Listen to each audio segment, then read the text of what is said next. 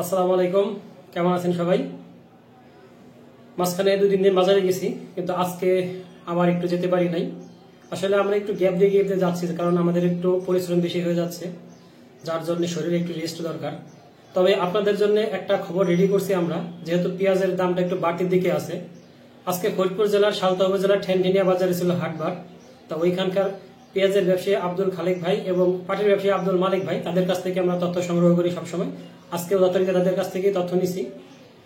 পাট আজকে বাজারে মোটামুটি হালকা পাতলা কিছু আছে আমদানি, মাঝখানে একদমই ছিল না, এখন আবার একটু একটু করে বাড়ছে। তবে আজকে পাটের দামটা কিন্তু সর্বোচ্চ 3900 টাকা দরে বিক্রি হয়েছে, আর নিচের দিকে 34, 35, 36 এরকম আছে এভারেজ আর কি। সর্বোচ্চ 3900 টাকা ভালো পাটটা। আর পেঁয়াজের দামটা কিন্তু গতকালকের তুলনায় আজকে আবার একটু আরো বাড়ছে। তার মানে পেঁয়াজের যে বাড়তি ধারাটা সেটা কিন্তু অলরেডি শুরু হয়ে গেছে আমাদের, তাই মনে হচ্ছে সামনে যেহেতু ঈদ আসলে পরে পেঁয়াজের দামটা সবসময় বাড়ে। আজকে যে ভালো পেঁয়াজ সেটা কিন্তু সর্বোচ্চ 1800 টাকা দরে বিক্রি হয়েছে।